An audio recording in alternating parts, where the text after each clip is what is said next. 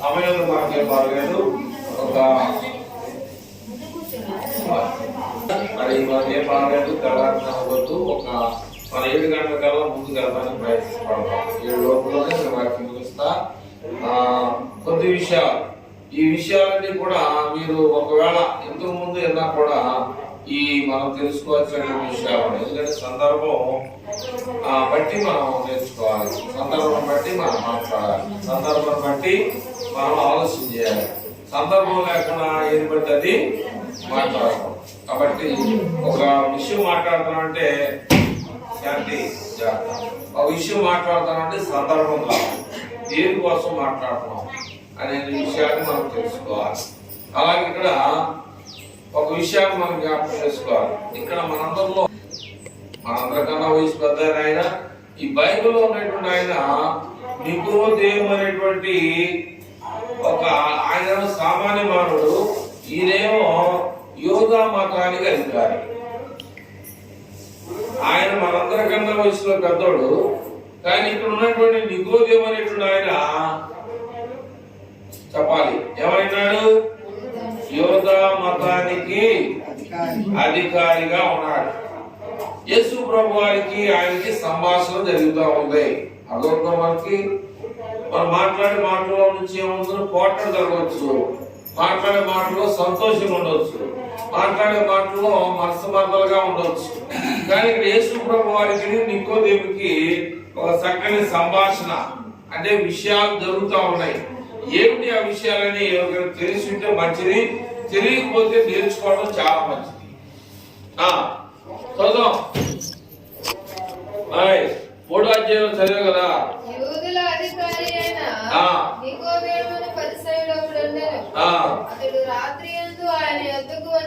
మనం కూడా రాత్రి ప్రార్థన చేసుకున్నాం. ఆయన కూడా చేశాడంటే రేత్రి పూట యేసు ప్రభు దగ్గరికి వచ్చాడు నికోదేము. బోధకుడా, నీవు దేవుని దగ్గర నుంచి వచ్చినటువంటి బోధకుడు అని మాకు తెలుసు. ఆ దేవుడనే యెహోవా దేవునికి తోడై ఉంటేనే గాని నువ్వు ఏ సూచక్రియ చేసినా కూడా పరలోకమైనటువంటి తండ్రిని సహాయం చేస్తేనే తప్ప నువ్వు చేయలేమన్నాడు. చదువు. కాబట్టి ఆ విషయాన్ని యేసు ప్రభు చెప్పే విషయాలు నీ అంతా నువ్వు చేయట్లేదు. దేవుడు ఉన్నాడు పైన, ఆయన నీకు సహాయం చేసిన తప్పలేదు నువ్వు చెప్పలేవు అన్నాడు. కానీ యేసు ప్రభు వారికి కోపం వచ్చిందో రాలేదు నాకు తెలియదు. కానీ అక్కడ యేసు ప్రభు వారు ఏమన్నాడు,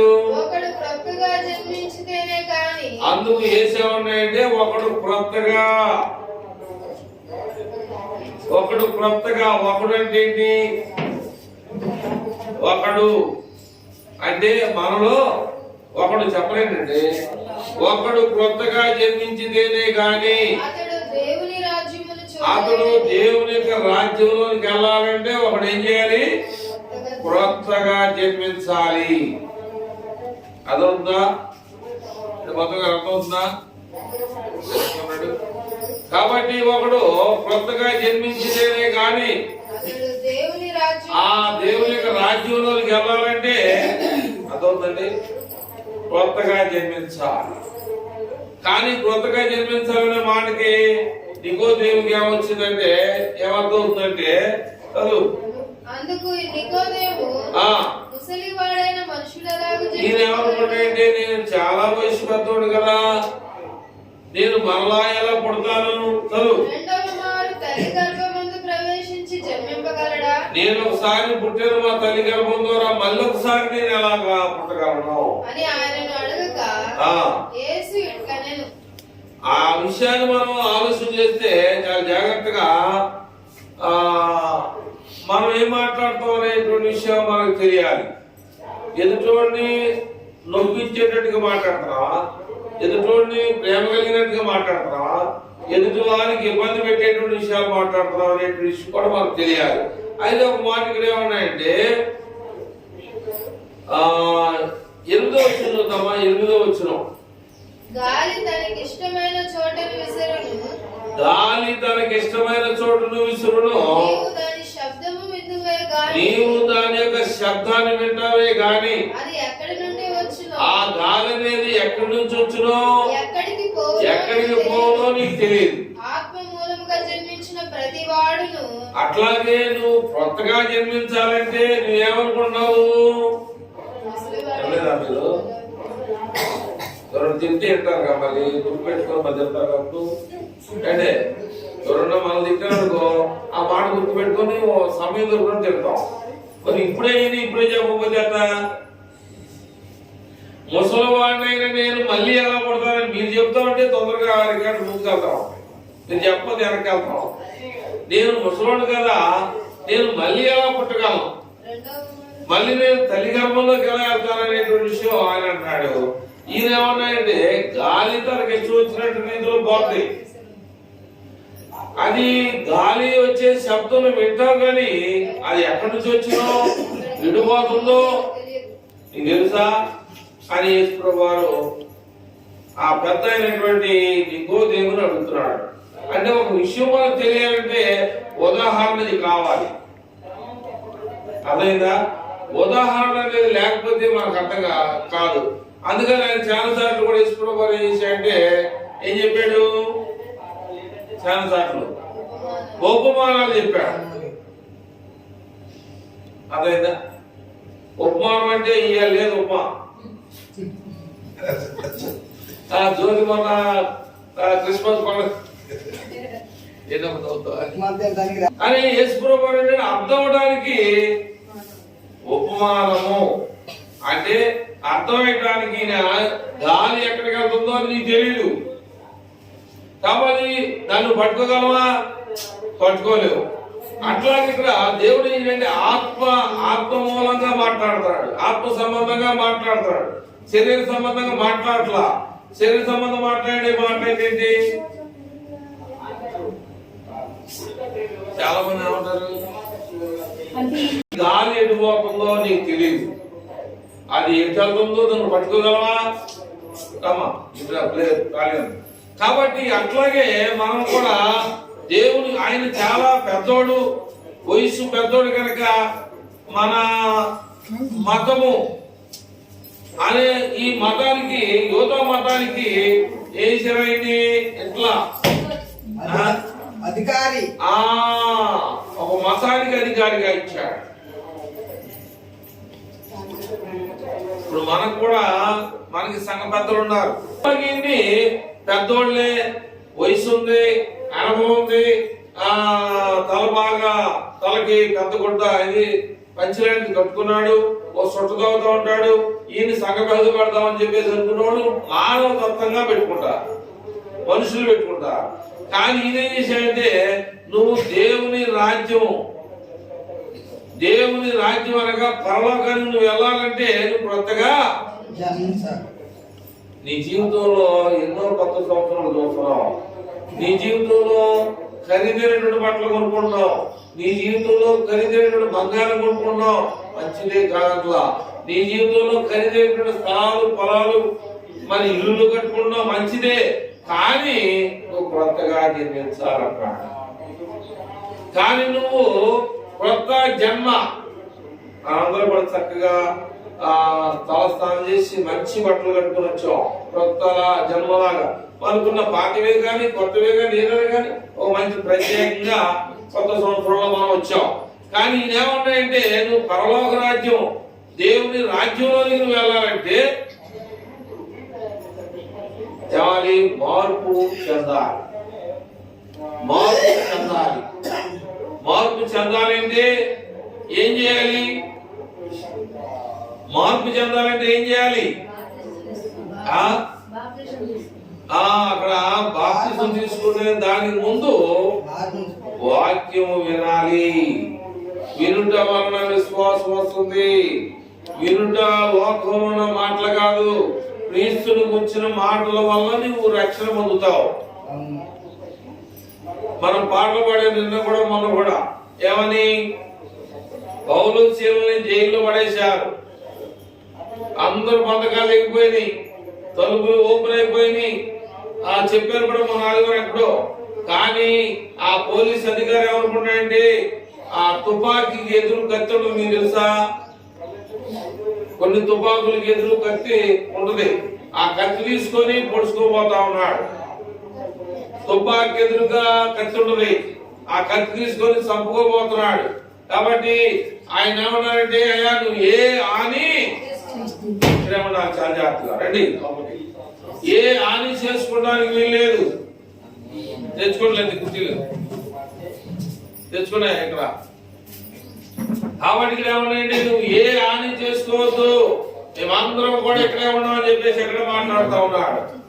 కానీ ఆయన చూసినట్టుగా వాళ్ళు చెప్పినట్టుగా ఎప్పుడు కూడా బయటికి వెళ్ళాలి. ఏం చేస్తున్నాడు ఆయన? కూర్చో. ఏం చేస్తున్నాడు తెలియట్లా, ఏం చేస్తున్నాడు? అదే అది అయిపోయింది. తర్వాత ఏం చేస్తున్నాడు?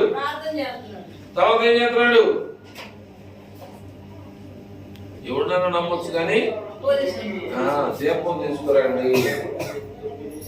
దీపం తీసుకొస్తే 500 ఉన్నారా లేరా నేను చెక్ చేసుకోవాలి, లేకపోతే నా ఉద్యోగం పోయింది. దీపం తీసుకొని తెచ్చిన తర్వాత వాళ్ళు చేసిన ప్రార్థన, అక్కడ జరిగిన అద్భుతం, వాళ్ళు చేసినటువంటి గొప్పతనాన్ని ఆ పోలీస్ అధికారి వాక్యం లేదు నాకు తెలియదు, కానీ ఆయన ఏమంటాడు తెలుసా? అయ్యలారా, అయ్యలారా నేను చెప్పేదంతా కూడా రాదు. అయ్యలారా నేను రక్షణ పొందాలంటే ఏం చేయాలి? బైబిల్లో ఉండాలి, ఖచ్చితంగా చూసినట్టు ఉంటుంది.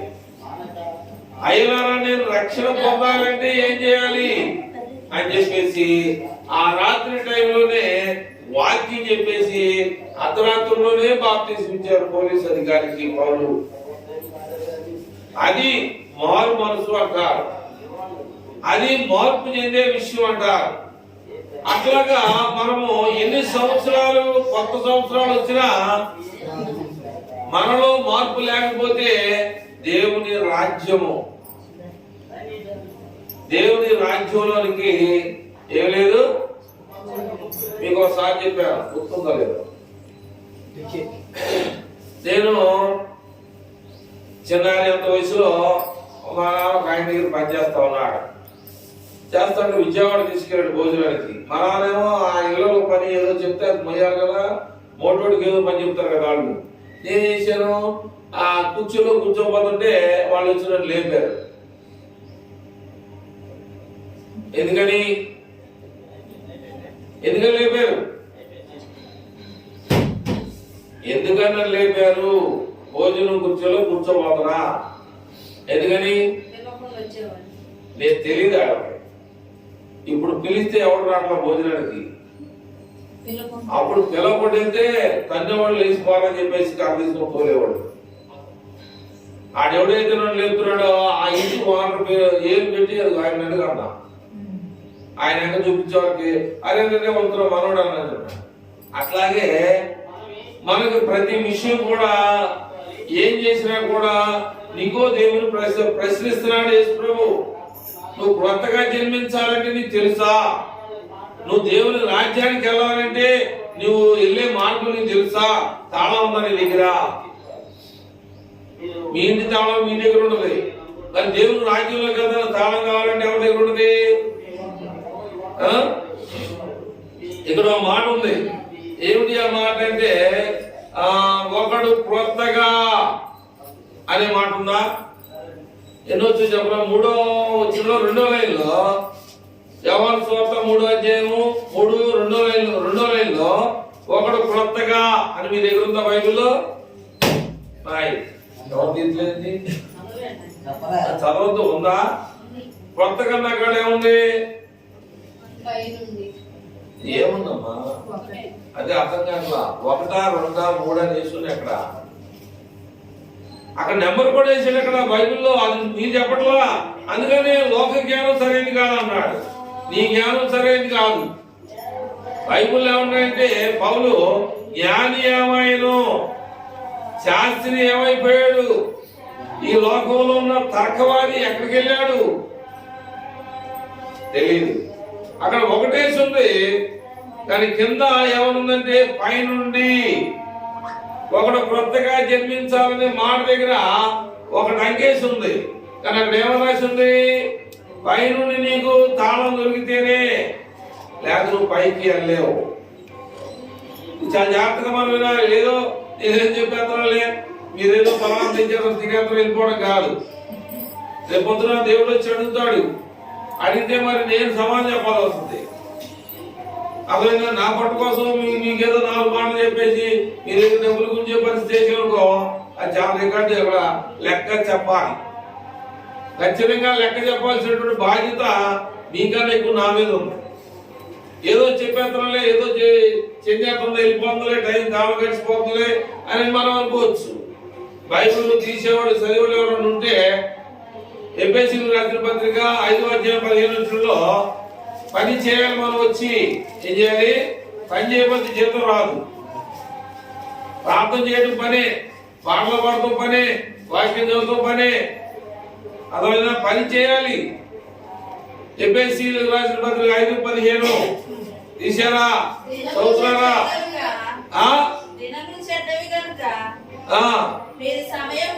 కాబట్టి చాలా జాగ్రత్తగా వాక్యాన్ని నిగోదేమికి కరాఖండిగా ఖచ్చితమైన విధానంలో కత్తిరిని ఎక్కువగా ఉంటే మనం ఎలా వేసిన కత్తిరిస్తున్నామో ఆయన కరాఖండిగా చెప్తున్నాడు. దినములు చెడ్డవి కనుక మీరు సమయమును పోనీయక సద్వినియోగము చేసుకొనుచు అజ్ఞానుల వలె కాక రండి మనం జ్ఞానుల వలె నడుచుకున్నట్లు జాగ్రత్తగా చూసుకోండి. కనుక ప్రియమైన వారలారా, యేసుక్రీస్తు ప్రభువారు పుట్టినప్పుడు జ్ఞానులైన వారు వచ్చారు. అది కూడా తెలుసా? మీకు తెలీదా? యేసు ప్రభువారు పుట్టిన తర్వాత యేసు ప్రభువారు ఎక్కడున్నాడు, ఆయన పూజిద్దాము, ఆయన ఆరాధిద్దాం అని చెప్పేసి జ్ఞానం కలిగిన వారు వచ్చారు. వచ్చి ఎవరి దగ్గరికి వచ్చారు వాళ్ళు? చెప్పు అంత రాజు దగ్గరికి వచ్చారు. ఏ రోజు రాజు దగ్గరికి వచ్చారు? ఏ రోజు రాజు దగ్గరికి వచ్చిన తర్వాత ఆయన ఏమన్నాయంటే, ఆయన ఎక్కడ ఉన్నాడో ఆ సమాచారాన్ని కనుక్కొని మరలా వచ్చేటప్పుడు నాకు ఆ విషయాన్ని తెలియజేయండి. కనుక వాళ్ళు జ్ఞానులు కనుక ఏం చేశారు?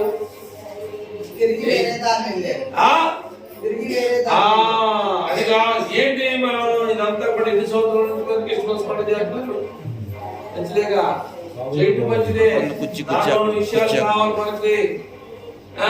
ఈ గుర్తుకెళ్ళి కూర్చొని కాబట్టి ప్రియమైన వాళ్ళగా వేరే వేరే ఊరు వేరే రోడ్డు వెళ్తానికి కారణం ఏంటి తెలుసా మీకు ఎవరికైనా? రాజు దగ్గర రాకుండా వేరే రోడ్డు వెళ్ళారు కదా, అది దోత. వాళ్ళకు కూడా అంత జ్ఞానం కలిగిన కూడా మీరు రాజు దగ్గరికి వెళ్ళవద్దు, వేరే మార్గంలో వెళ్ళిపోండి.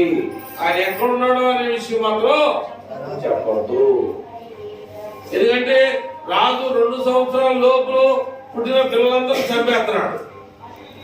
కాబట్టి దేవుడు దోత చేసినట్టు జ్ఞానులకు చెప్పింది, మీరు అటు వెళ్ళొద్దు అని దీనికి. అట్లాగే నువ్వు క్రొత్తగా జన్మించాలి. ఖచ్చితంగా నువ్వు క్రొత్త జన్మను పొందాలి. నువ్వు దేవుని రాజ్యంలోకి వెళ్ళాలి అంటే కొత్త ద్రాక్షరసం కొత్త దిద్దులోనే పోయాలి. పాత ద్రాక్షరసం కొత్త దిద్దులో పోయకూడదు. అట్లాగే 10 మంది కన్యకలు నిన్నగా భోజనానికి వెళ్ళారని చెప్పాను. వాళ్ళ దగ్గర ఏముంది? అనుమతి పత్రము. ఇదిగో ఈ కార్డు ఇచ్చారయ్యా, ఈ కార్డు బట్టి భోజనానికి వచ్చాను అన్నట్టుగా 10 మంది కన్యకలు బయలుదేరారు. కానీ ఆ పెండ్లి విందులోనికి 10 మంది వెళ్ళలా. అలవుతుందా? 10 మంది కన్యకలు ఆ వివాహం అనేటువంటి విందులోకి వెళ్ళారు. కానీ 10 మందికి అక్కడ చోటు దొరకలా. ఎందుకని దొరకలా? ఎవరు తప్పు? దేవుడు తప్ప? కనుక వెళ్ళే వాళ్ళు ఒక మైండ్ పెట్టుకుని వెళ్ళాలి. వాడు గుడివాడ వచ్చినాడు, గుడివాడ వెళ్ళకోకుండా అది గు అని రాసి ఉంటే గుంటూరు బస్సు ఎక్కాడు. అది కూడా గువే. గుడివాడ అనేది కూడా గువే. గు బస్సు ఉంది కదా అని చెప్పి నేను గుడివాడ బస్సు అని ఏం చేశాడంటే గుంటూరు వెళ్ళే బస్సు పెద్ద కాకని వెళ్ళినప్పుడు తెలియలేదు. అర్థమైందా? పెద్ద కాకని వెళ్ళిన తర్వాత తెలిసి ఏ ఊరండి అని అడిగి మళ్ళా తిరిగి ఎందుకంటే మళ్ళీ ఛార్జీ పెట్టుకొని రావాలి. నేను ఈ టికెట్ కొనుక్కున్నానంటే మళ్ళీ వచ్చేటప్పుడు బస్సు చెప్తానండి కుదురుతా. ఒక టికెట్ నేను గుంటూరుకే చెల్లింది, అది కూడా ఇంకా నువ్వు దూరం అంతా కూడా సేవలు. అట్లాగే నికోదేముకి యేసుక్రీస్తు ప్రభు వారికి ఒక మంచి ఒక ఏమంటారంటే తర్కవాదన, తర్కించుకునేటువంటి విధానం. నువ్వు గొప్ప, నేను గొప్ప, నేను యోధా మతానికి అధికారం అయితే నువ్వు ఎక్కడి నుంచి వచ్చావు బాబు అన్నట్టు యేసు ప్రభు గారు మాట్లాడతారు. కనుక ఈ విషయాన్ని కూడా మనకు ఏం చేయాలంటే మనం రంగరించుకోవాలి. మన యొక్క హృదయంలో ఏం చేసుకోవాలి? వాక్యాల్ని నెమరు వేసుకోవాలి. నెమరు వేసుకొని ఆ వాక్యానుసారంగా మన జీవితాన్ని మార్చుకోవాలి. ఇంకా నేను ఇవాళ 31వ తారీఖు మంగళవారం పింఛన్లు అన్నారు కదా, ఇది 31వ తారీఖు అనుకుని నువ్వు అనుకున్నట్లయితే అది కుదిరే పని కాదు. చూడండి, దేవుడు అధికారులు హృదయాన్ని కూడా ప్రేరేపించి ముసలివాళ్ళకి కూడా ఒక రోజు ముందే పెన్షన్ ఇవ్వాల్సింది ముందుగానే ఇచ్చారు. అట్లాగే ఈ రోజు నేను 31వ తారీఖు అని చెప్పేసి నువ్వు అనుకుంటే కుదరదు. రాత్రి 12 గంటల 1 నిమిషానికి ఏమైంది? 12 గంటల 1 నిమిషానికి ఏమైంది? ఫోన్ లో డేట్ మారిపోయింది. ఫోన్ లో డేట్ మారిపోయింది అన్నది అది ఎంత విచిత్రమైనటువంటి పని మనం అర్థం కావడం. అట్లాగా గాలి ఎడిపోతుందో మనకు తెలియదు అన్నాడు దేవుడు. దినములు చెడ్డగా ఉన్నాయని చెప్తున్నాడు దేవుడు. కానీ నువ్వు కొత్తగా జన్మించాలని చెప్తున్నాడు దేవుడు. నువ్వేం చేయాలనుకుంటావో మీరే ఆలోచన చేస్తారు. అర్థమవుతుందా? గాలి ఎల్లు దగ్గరికి వెళ్ళని ఎంత అనుకుంటావా? ఈ రోజు మంచిది కాదు అని చెప్పేసి మనం ఇంట్లో కూర్చుందాం అనుకుంటావా?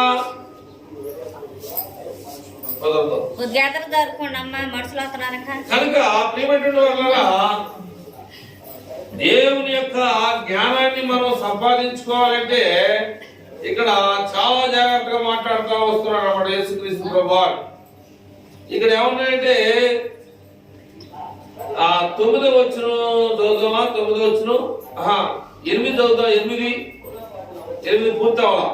గాలి తనకి ఇష్టమైన చోట విసురును, నీవు దాని శబ్దము వినుదువే గాని అది ఎక్కడి నుండి వచ్చినో ఎక్కడికి పోనో నీకు తెలియదు. ఆత్మ మూలముగా జన్మించిన ప్రతి వాడును అలాగే ఉన్నాడని. కాబట్టి ఆత్మ మూలముగా జన్మించిన ప్రతి వాడును అలాగే ఉన్నాడని అందుకు నికోదేము సంగతులు ఎలాగూ సాధ్యములని ఆయనను అడుగగా, ఆయన ఏమంటే ఈ విషయం అయితే నాకు అర్థం కావట్లేదు, సాధ్యపడే పరిస్థితి కావట్లేదు అన్నాడు. ఈ యొక్క విషయాలు, ఈ పద్ధతి సాధ్యమయ్యే పరిస్థితి నాకేమి అర్థం కావట్లేదు అన్నాడు. అందుకనే దేవుడు ఒక పాటలో రాశాడు. ఆ పాట ఎక్కువగా పుత్తూరు మరేమో పాడుంది. ఏమని? ప్రేమ యేసుని ప్రేమ అది ఎవరు దాన్ని కడుపులో మిగలేదు. నీకు ఏమంటారు? నన్ను తిరగట్లా ప్లేట్లా ఏమంటారండి? ఇంత ప్రాక్టిగా చెప్పండి అర్థంగా. అవి పడిపోయినాయి కాబట్టి నీకు శక్తి రావాలంటే బొప్పాయి ఆకుని పసలు తాగు అంటారు. తాగుతామా? తాగాలంటే తాగకపోతే అంతగా ప్లేట్ పడిపోతే మనం పడిపోతాం పూర్తిగా. నేను కూర్చొని చెప్తున్నానంటే నాకు ఏమొచ్చింది? ఏమంటారు? నాకు గుర్తురాట్లా. జ్వరం లేదు. ఏ జ్వరాలు? నాకు టైఫాయిడ్ జ్వరం. రేపు రోజు మంచంలో పడుకున్నా. అప్పటి నుంచి నిలబడి చెప్పడానికి కొంచెం శక్తి సాగుతాం. నేను కూడా బొప్పాయి ఆకులతో మిక్సీ చేయించి ఆ రసాన్ని కూడా నేను తాగా. నేను చెప్తాం బతకాలంటే ఏం చేయాలి? ఏదో ఒక ముందు ఎవరు చెప్పింది ఒకళ్ళు లేదా పడిపోతాం. మనలో పవరు శక్తి లేకపోతే ఏమవుతాం? పడిపోతాం.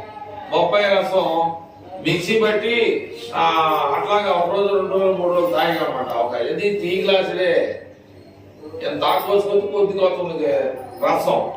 అట్లాగా మనము బ్రతకాలి లోకంలో. ఈ లోకంలో బ్రతికి పరలోకంలోకి వెళ్ళాలంటే ఆత్మ మూలముగా మనం జీవించాలి.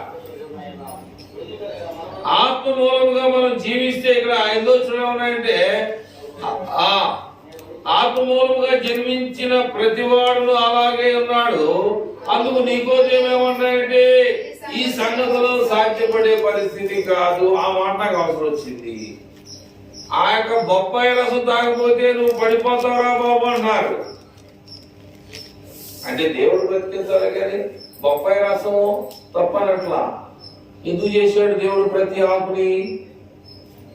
ఆకుని ఎందుకు చేశాడు? మన కోసమే చేశాడు. జంతువుల కోసం చేశాడు.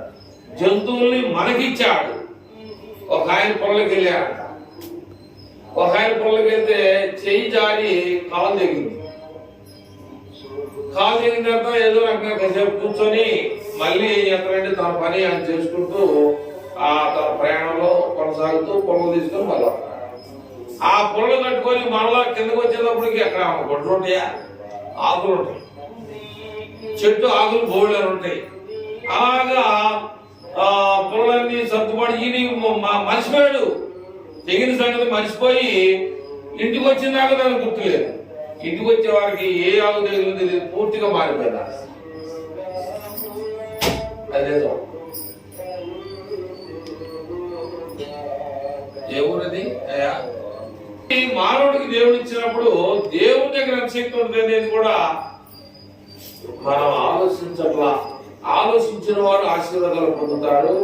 ఆలోచించిన వారు సంవత్సరాలు గడుపుతుంటూ ముందుకు పోతాం. సమయం ఏం చేస్తారు? వృధా చేస్తూ ఉంటారు. టైంని వేస్ట్ చేసుకుంటూ ఉంటాం. మంచిది. సమయం చాలా విలువైంది. ఏ టైంలో ఏం జరుగుతుందో కూడా మనకు తెలియదు. కాబట్టి ఆ సమయం కొరకు, ఆ టైం కొరకు మనం ఏం చేయాలంటే దేవుని కోసం నిత్యము మన ప్రయాణాన్ని, మన ప్రయాసని, మన యొక్క ఏదైతే నువ్వు అనుకుంటున్నావో అది దేవుని కోసం ప్రయాసను పడితే అది ఖచ్చితంగా నువ్వు అనుకున్న కార్యాలు దేవుడు చేస్తాం. మేము చాలా బాధపడ్డాం. ఏ మనిషిని ఏ రీతిగా మారుస్తాడో నాకే అది దేవుడి చిత్తం. ప్రేరేపణ అనేది దేవుడి దగ్గర ఉంది. మార్పు చేయాలన్నా ఏం చేయాలన్నా దేవుడి చిత్తం కనుక క్రిస్మస్ పండుగ కూడా మీ అందరూ కూడా సహాయం చేశారు. చక్కగా పలహారాలు ఇచ్చారు, అన్ని ఇచ్చారు.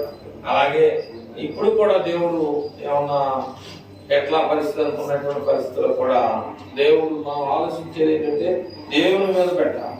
మనం అనుకునే పనిని కూడా దేవా మరి రేపు జరగబోయే కార్యక్రమం ఎలా జరుగుతుంది అని ఆలోచించడం ఒకటేను, దేవుని అడగటం కూడా గొప్ప విషయం. కనుక ప్రియమైనటువంటి వాళ్ళగా ఇంకా ఈ కొత్త సంవత్సరంలో ఎవరైనా చాలా మంది చెప్తా ఉంటారు. ఏమని ఏమని చెప్తారు? ఎవరికో బాబు ఎందుకంటే నీకు కొద్దిగా తెలుసా నేను అడుగుతున్నాను. ఏమని చెప్తారు కొంతమంది? నాకు రాత్రి కాల్ వచ్చింది, దేవుడు బస్సు ఎక్కేసేసి నేను ఆటోమేటిక్ గా పరలోకానికి వెళ్ళి మరలా వచ్చేసానని చెప్పేసి వాళ్ళు చాలా మంది కూడా నికోదేములాగా ఆలోచన చేస్తే బాధపడతాం. నికోదేము అనేటువంటి ఆయన ఆ పెద్దని మనం గుర్తించాం. పెద్ద వయసుని పెట్టాడు. యోధా మతానికి అధికారిగా పెట్టాడు. యేసు ప్రభు దగ్గరికి వచ్చిన తర్వాత చాలా మంది ఏదైనా మాట్లాడుకునే సందర్భంలో ఒక తెలిసినోడు తెలియని ఉన్నాడు. తెలిసినోడికి తెలియనోడు ఏదో చెప్తా ఉన్నాడు. ఆ సంభాషణలో ఏమంటాడు తెలిసినోడు? ఎక్కడన్నా ఏదో నా దగ్గర కుక్క గంతు లేపకంటారు. మరి అది ఎందుకు వచ్చిందో మాట నాకు తెలియదు. ఎవరికైనా చెప్పు కానీ నాకు చెప్పాలన్నట్టు ఎవరికైనా కుక్క గంతు లేపకనంటే అంటాం. అలాగే దేవుని దగ్గర మన మాటలో మన పరిస్థితులు చల్లవు. దేవుని దగ్గర మాత్రం మనం ఏం చేయాలంటే టికెట్ తీసుకోవాలి. టికెట్ కానీ మనం తీసుకోకపోతే లోక సంబంధమైనటువంటి డాక్టర్ దగ్గరికి వెళ్తే ఏమంటాడు?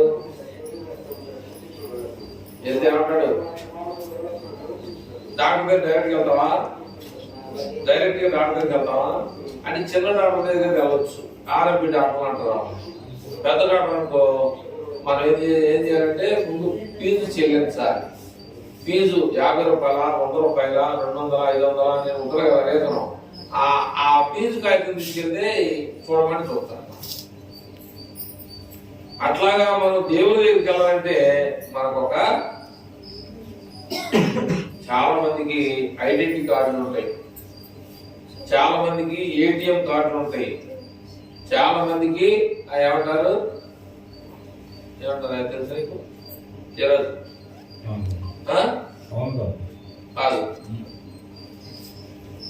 ఓ పెద్ద షాపు పక్కకి వెళ్ళాము. ఎవరు చెప్పారు క్రెడిట్ కార్డు అని? క్రెడిట్ కార్డు అంటే అది చాలా మంది ఏంటంటే గవర్నమెంట్ ఉద్యోగం చేసేవాడికి ఉపయోగపడుతుంది, మనలాంటి ఉపయోగపడుతుంది. దాన్ని వాడే విధానంలో వాడకపోతే మన డబ్బులు కట్టేయడం. క్రెడిట్ కార్డు తీసుకోకూడదు. అలాగే వాళ్ళు ఏం చేస్తారు సార్, ఆ క్రెడిట్ కార్డు ఆయనకి అట్లా చూపిస్తే ఆ డబ్బులు మొత్తం దాంట్లో వెళ్ళిపోతా ఉంటాయి. ఆ డబ్బులు తీసుకొని జేబులు పెట్టుకొని అదే తక్కువ ఎట్లా సాలమో ఒక వస్తువు తీసేయి అనడానికి వెళ్ళేది. ఆ గవర్నమెంట్ ఉద్యోగం చేసేవాడు వాడి బ్యాంకులో 1,50,000 కానీ ఉంటే, 1,00,000 కానీ 50,000 కానీ ఉంటే బట్టలు కొనుక్కోవడానికి అవకాశం ఉంటుంది. బిల్లు ఎంత ఉందో చూసుకుంటూ ఉంటాడు. 50,000 ఉందనుకో నీకు అకౌంట్ లో 40, 30, 25,000 నీ చేతిలో నీ జేబులో నుంచి డబ్బులు ఇవ్వకుండా కొనుక్కోవచ్చు. అర్థమైందా? ఏటీఎం కార్డు అయితేనేమో దాంట్లోకి వెళ్ళి పెట్టాలన్నమాట. పిన్ నెంబర్ కూడా నొక్కాలి. మీకు తెలుసు, ఆ పిన్ నెంబర్ తప్పు నొక్కినా కూడా రావు డబ్బులు. ఒక నెంబర్ తప్పు నొక్కినా ఎక్కువ నొక్కినా చిన్నారి తెలుసుగా తెలుసుకోండి. ఏటీఎం కార్డు ఉంటుంది, మనం పెడతాం కానీ నెంబర్ నొక్కాలి. నెంబర్ మర్చిపోయింటే డబ్బులు రావు. 4 నెంబర్లు ఉంటాయి. ఆ 4 నెంబర్లు మనకు ఎప్పుడు గుర్తుండాలి. ఒకవేళ గుర్తు లేదనుకో చిన్న బుక్ పెట్టుకొని జేబులో ఆ నెంబర్ రాసుకోవాలి. మర్చిపోయావా డబ్బులు రావు. అయితే వస్తాయి, బ్యాంక్ కాడికి వెళ్ళి రిసిప్ట్ రాసుకొని తీసుకోవాలి. అర్థమైందా? అలాంటి చాలా మరి లావాదేవీలు చాలా జరుగుతూ ఉంటాయి మన బ్యాంకుల్లో. అలాగా మరి లేదనుకున్నారు దగ్గర అలాంటి పరిస్థితులు జరుగుతూ ఉంటాయి కనుక అది మనం దృష్టిలో పెట్టుకొని మరి నికోదేము లాగా ఎంతవరకు నాకు తెలుసు కనుక చిన్న సాక్షి దేవుని మాటలే ముగింపులోకి వచ్చేద్దాం. చెప్పమ్మా.